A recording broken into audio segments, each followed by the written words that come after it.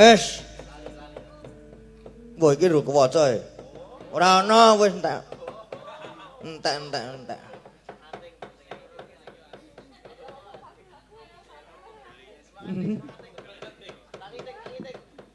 Ayo bangun. Sudah pagi. Ya jam 3 gong, jam 3. Suwayahe jalan sehat. Mengati 17 aja jalan sehat yo. Ora ngono kuwi. Mergo anu.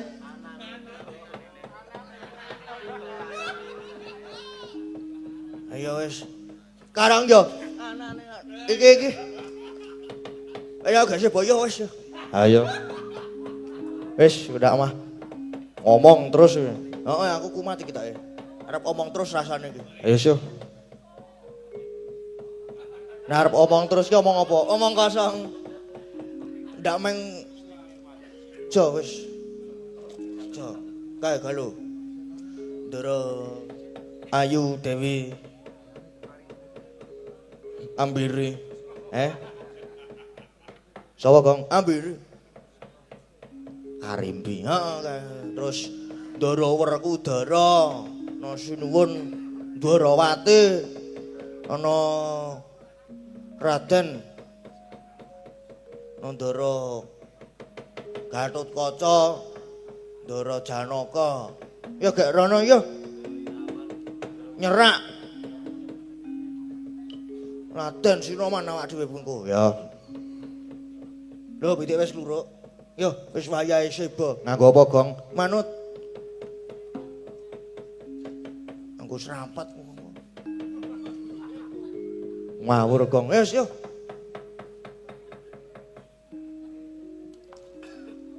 Apa maksudmu iki? Ya ayo kowe kuwi kok. Iki saya esuk iki saya anu lho. Gak ayo. Lah kandhane kok ngayal ta iki? Lah urung muni kok mburu kok. Lah ya kowe ngarep kanggo apa muninya? Kowe barang ki meneng wae.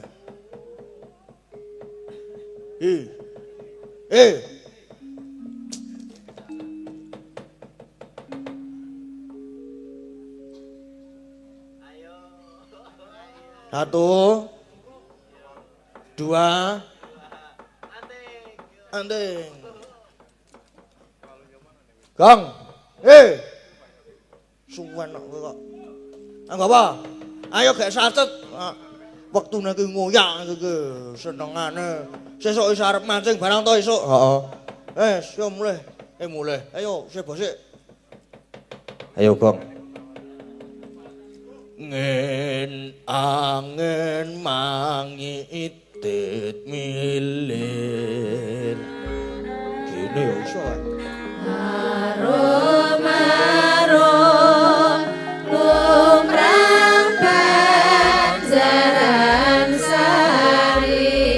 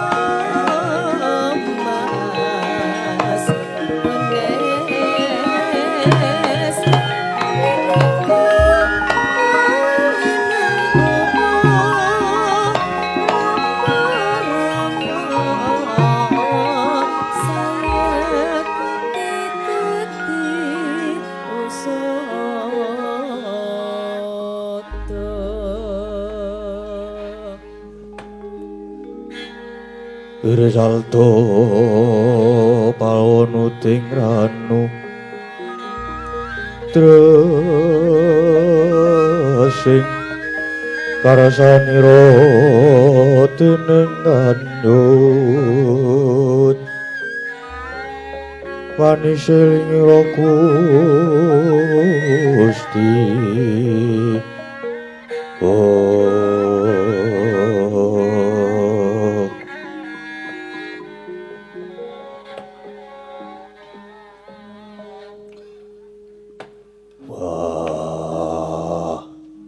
Harimbi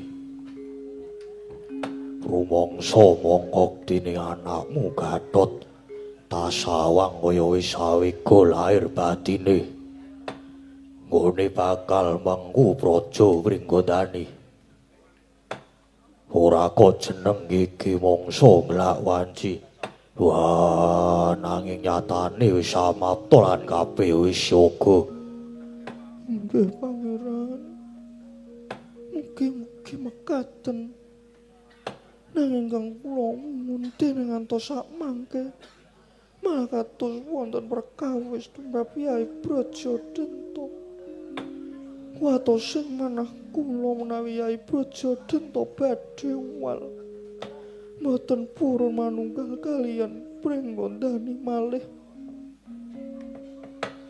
nyatanipun kula sampun utusan dhateng Yai Brajamusti lan Kalabendana supados sowaning permalang mapakpun Brajadenta nanging kok sakniki Brajamusti malah dereng ketingal sowan malih menika pangeran kuwatos sing manah kula yo Harimbi wah mula iki para kadang lan pepunden tak aturi supaya rawuh ana Wringgandani iki pangajabku supaya uga waring sabda tama lan paring pangestu mengko kabeh bakal dirembug wah Gatot kowe bakal mayungi negara Wringgandani sing semene jembare mula tatanen atimu sing madhep mantep Romo Yai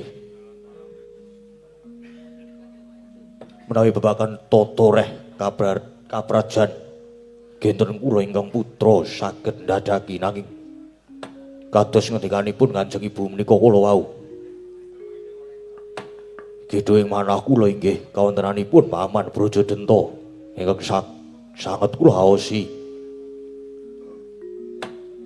nanging pami kepara saestu Paman Brajadenta boten kersa manunggal panginten kula malah namung badhe anjalari pecahing keluarga mongko menawi adeg-adeg kula Wringgandani kedahipun dipun sengguyung dhateng para pepunden krana menawi tanpa makartinipun Paman Brajadenta saha Paman Brajamusti jangkau badhe tuna gayuh badhe lepat romo wah yo Triteng Resna kakangku putramu Gatot wis sawega diwisuda dadi ratu nanging wah Harimbi malah semelang marang adine lanang ya kuwi Brajadenta umpama bener Brajadenta malela piye ya Werkudara yen saka penemunipun Kakang wiwit pemerintahan tata manunggaling negara lan lampahing pengadilan jejeking hukum supaya kabeh mau lumaku sak mestine yen kabeh mau bisa digayuh menawa Ratune Resik lan Wibawa monggo saka panemuku ingkang sembada Resik lan Wibawa kuwi ya mung putramu Gatot-Kaca lan babakan Brajadenta umpama duwe moga sing kaya mangkono mbok menawa ya mung durung menebahi nalare nanging umpama bener lekase Brajadenta bakal menyang saka Wringgandani ku ya bakal dadi wijining pasulayan kang mecah para kawula. Sakperangan melu Brajadenta, sakperangan melu nyengkuyung anakku Gatot-Kaca. Mula babakan iki kudu sing pratitis lan kudu luwih waspada ngati-ati Kakang Mas Bratasena. Jlamrong piye? Kula inggih sarujuk dhateng pangendikanipun Koko Prabu Ndarawati. Mila menawi perkawis menika badhe dumados kinten kula pringgondani salaminipun boten badhe tentrem Kakang Mas Bratasena. Miat langening ngalangyan anglar pandamontar tinon ler kakonang surem sorotetan badang kasur lan pacareng purnameng gegono dasare mangsa katiga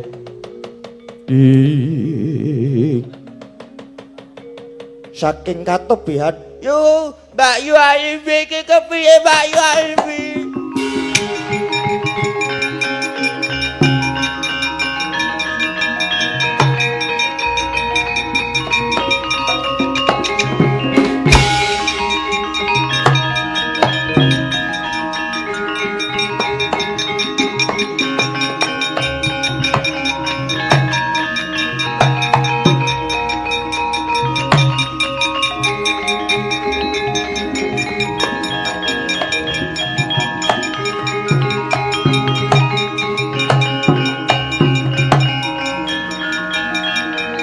Mbak Yu Alfi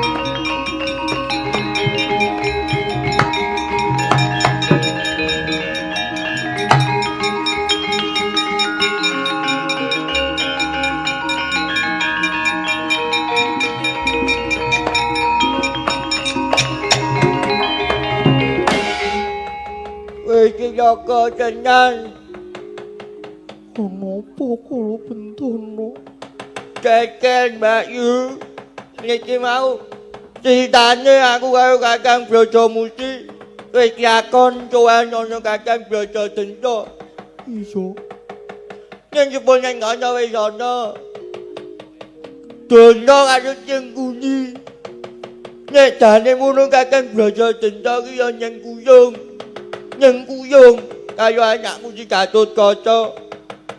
Nek yo mergo ketekan donya, ketekan cengkuni. Banjur kena pengaduwe malah iki mbale yo arep gagalke Gatotkaca.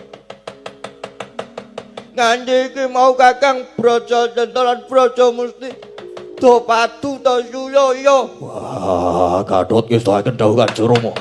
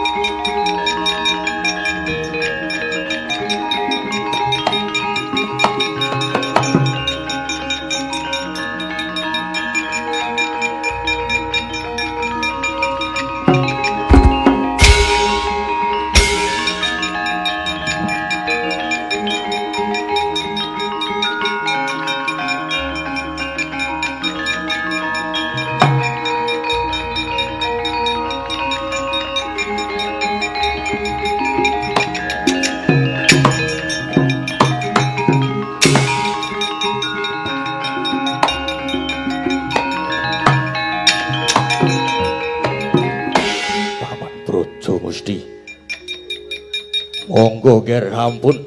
Sampun majeng monggo mundur kemawon mboten. Kula mboten badhe mundur, kula ingkang badhe mrepeki.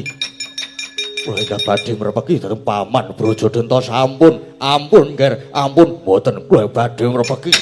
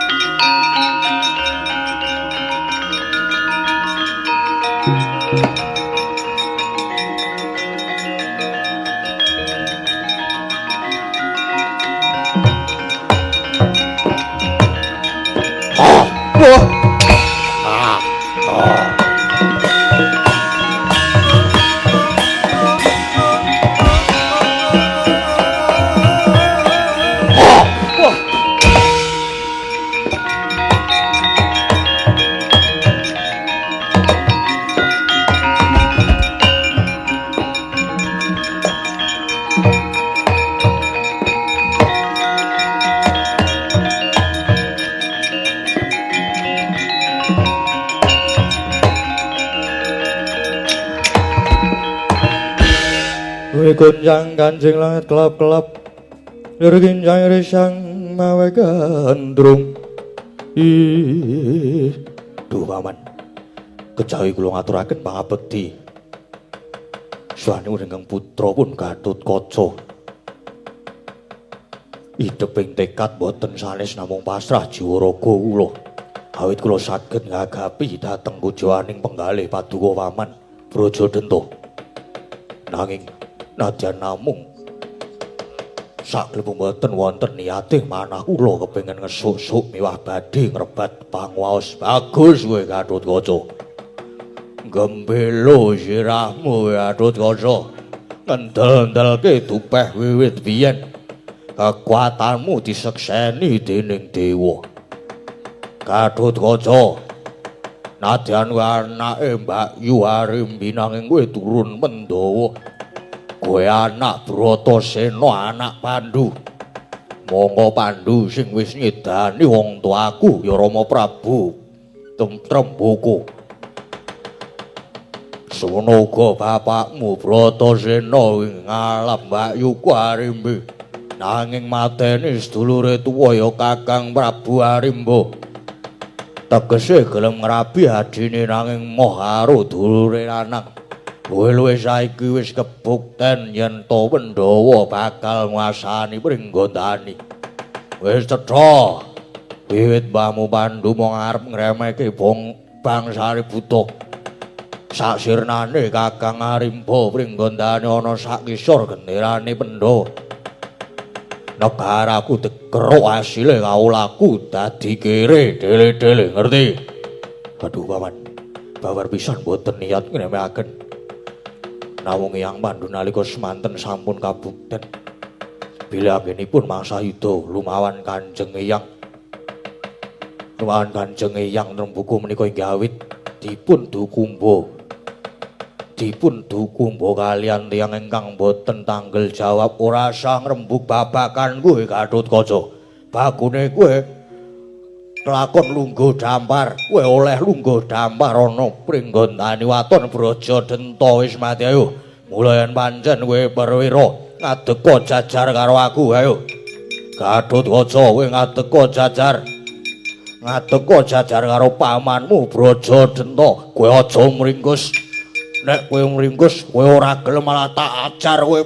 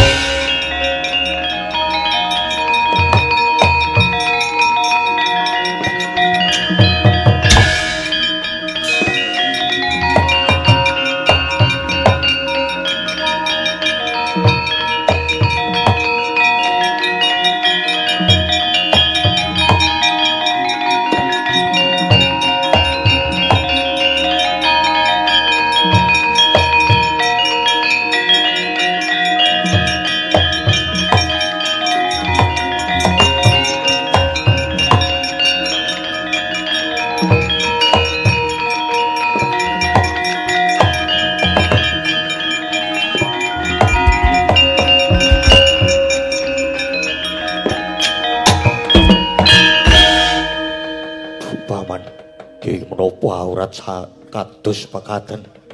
Aduh ger anak kula ngantos awet mapan perkewet lamban ingkang sinandang kula ngertos menawi jandika mboten badhe mentala rasa dhateng ingkang paman Brajadenta awit jandika anak Mas tansah ngagengaken ambek utami lan tata krami menika pepunden kula paman. Menika pepunden kula inggih pamanggih kula perkawis pringgondane mboten badhe padhang menawi mboten enggal dipun rampungi margi Kakang Brajadenta bakal dadi rawan negara pringgondane iki menapa kula kemawon pasrah pejah paman kula pasrah pejah aduh nggih sampun ngantos mekaten cobi kula aturi lenggah prayogi kula ingkang badhe mbiyantu kanthi kula manjing ing sarira paduka nggih.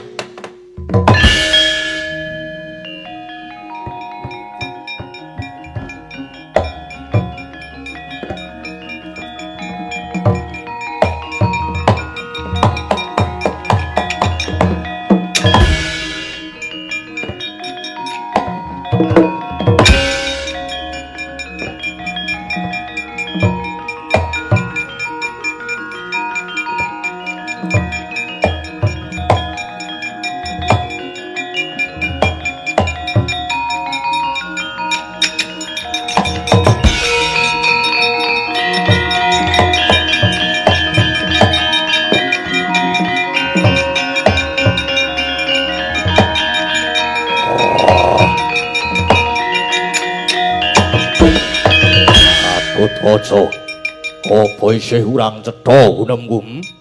Duh paman, sepisan malih kula nyuwun gungan keparenga paduka mayungi dhateng kula. Mayungi apa? Karepmu aku kon mayungi lan nyengkuyung konmu bakal dadi ratu ana pringgondane ya. Ya. Unduna dewa ing kayangan pringgondane tetep dadi duweke Brajadenta marapke.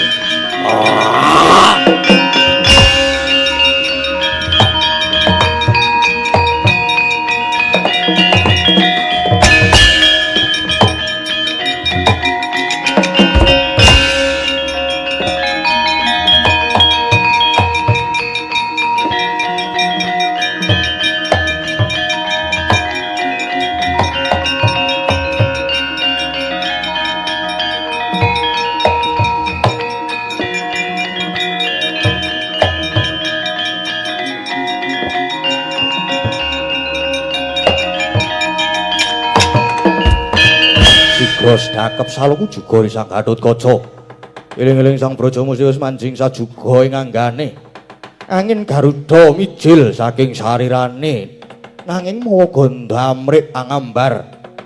Andur Gandana nempuh sarirane Sang Dedya Brajadenta blas ical saking Pandulu. Manunggal sajuga anggane Raden Gatotkaca.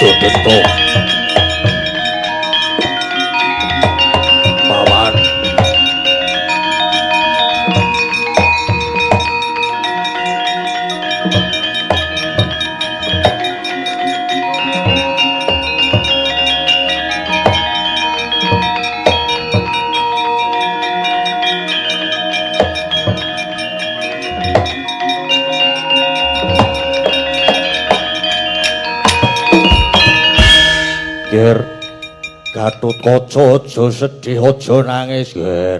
Aku pamanmu Brajadenta. Kowe aja sedih yo ger. Paman, kowe aja sedih. Sejatine aku karo Kakang Brajadenta iki mung aji-ajine Prabu Trembaka. Mula wiwit dina iki aku bakal mancing sarira ana anggamu dadi aji-aji Brajadenta Brajamusti.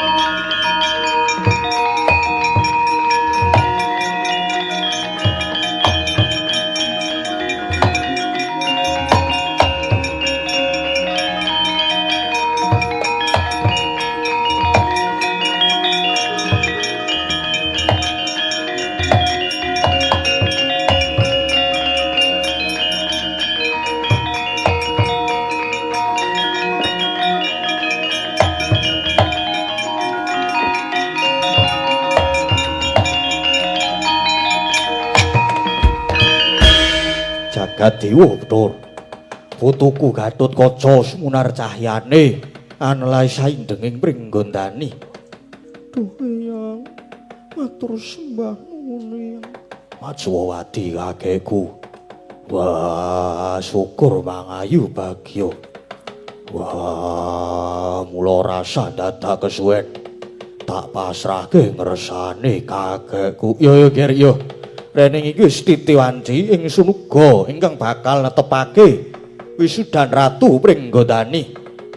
Putu Prabu Puntadewa, Putu Prabu Kresna kabeh wis padha nekseni.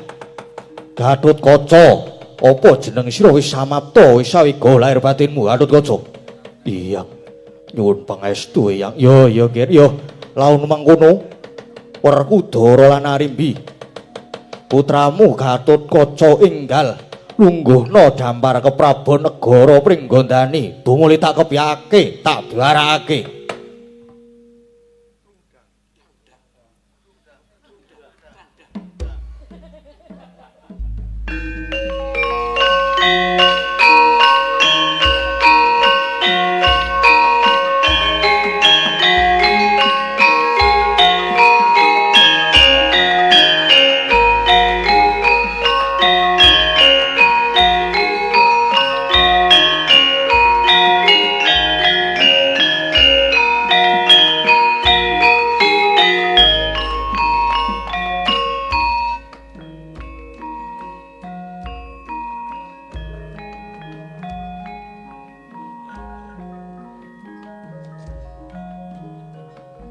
Ingsun nata ing Wirata Prabu Matswapati ingkang pinangka dadi ratuning para ratu animbang lan angeti sak satemah mutusake anetepake ya ing dina iki Gatotkaca jinunjung jumeneng Nalendra ing negara Pringgondani jejuluk Prabu Anom Gatotkaca.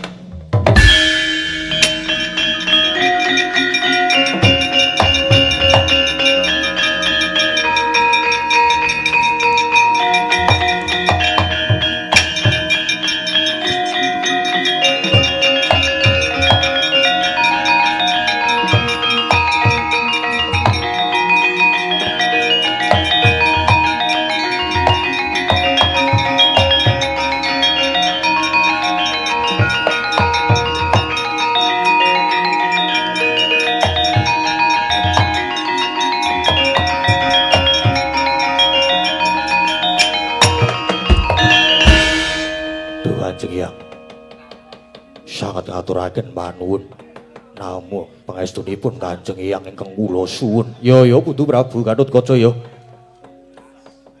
Muga lestari lan Hanjaying Bawana dadya Nalendra ingkang berbudi balaksana. Sing ati-ati merga dadi ratu iku bebasan ancek-ancek ing pucuk ing genggaman. Ya ora pas padha malah isa tumama awakmu dhewe mula telung perkara aja mbok tinggalake. Yen to dadi ratu mono kudu sugih katresnan, sugih kawicaksanan lan sugih rasa kabangsan ya Nger Putu Prabu Gatotkaca. Anakku Nger Gatotkaca, sira wis dadi panguwasa tunggaling Pringgondani. Tak titipake nusa bangsa iki ana ing pepundhakmu tresnanono kabeh kawulamu ya anakku Nger Gatotkaca. Wah, Gatot. Bobong sing tanpa guna dene wis dadi ratu Pringgondani sing mraitna lan waspada senat sing mraitna lan waspada Nger Gatot.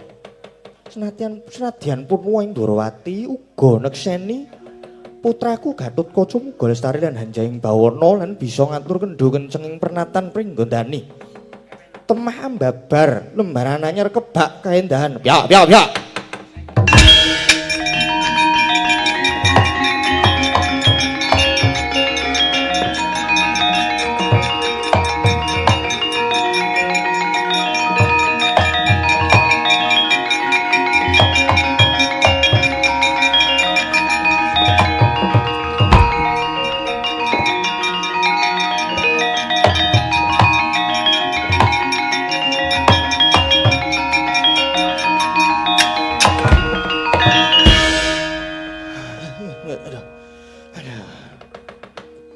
Ketiwasan wonten jawi amu-amuan kabeh.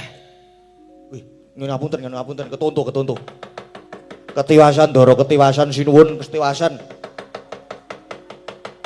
Rantak-rantak prajurit saking negari Ngastina inggih Kurawa ngamuk wonten Pringgondani Gatot.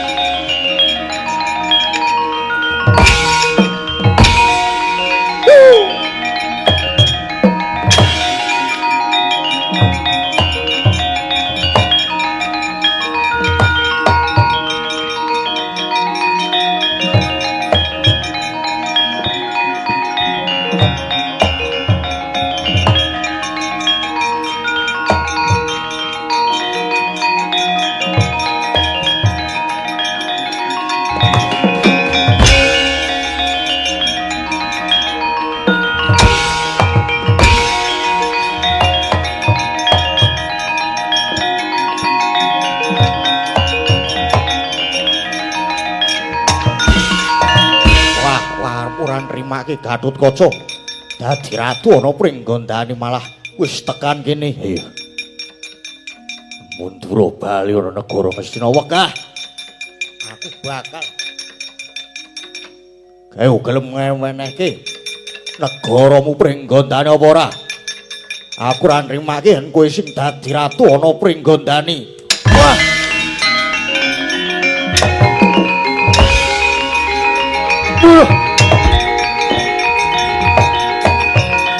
Wah, mati. Wah. Wah.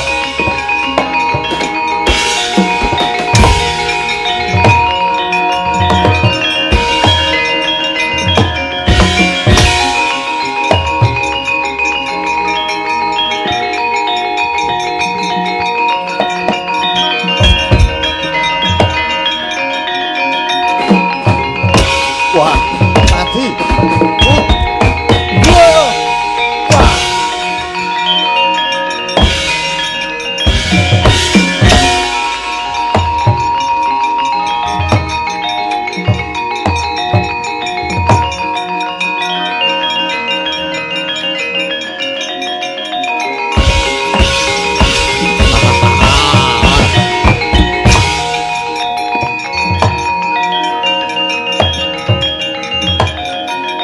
Wah. Ah. Putar kowe. Oh.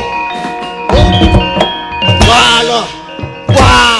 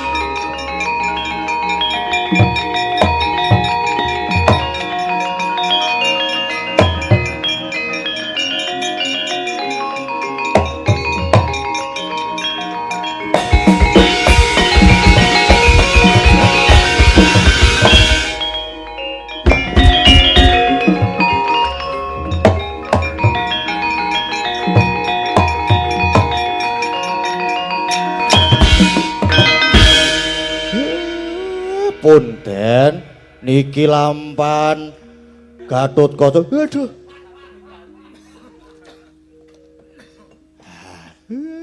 Jenengan niku kok usil to? Ampun.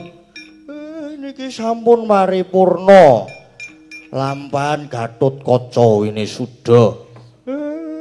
Ndara Gatotkaca sampun dados ratu wonten negari Pringgondani. Mugi sak bibaripun lampan menika saged ambabar kanugrahan saged ambabar kanugrahan kaping 2 mengke terus kaping 3 niku pun kanugrahan ingkang sip saged ambabar katentreman mugi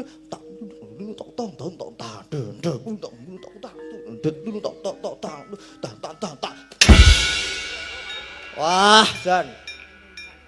Aku karo nyuli tayungan kowe ora oleh. Tersinggung, ngono wae tersinggung. Wah. Arep ketok ekses sedilo, ki mau metu gara-gara tok, Mas. Ekses sedilo. Senengane kok. Iki matane sing tok dapuk bapakmu. Ngapunten, Pak. Nggih. Pun, teruske. Dudah.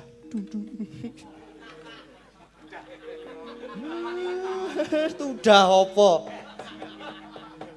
Aku ya jane krungono sing muni kon tungdah. Mboten ditungdah bul kleru. Ya wis ora dadi apa. Sing penting niki lampane sampun padhang pun bubar sampun paripurna. Niku mengke urusane nang mburi klir kalih kula. Mugi-mugi saged ambabar katentreman wonten dusun mriki. Masyarakat lan warganipun sami guyub rukun gotong royong masinamadan daya dinayan. Cekapatur kula wassalamualaikum warahmatullahi wabarakatuh. Rahayu rahayu ndara.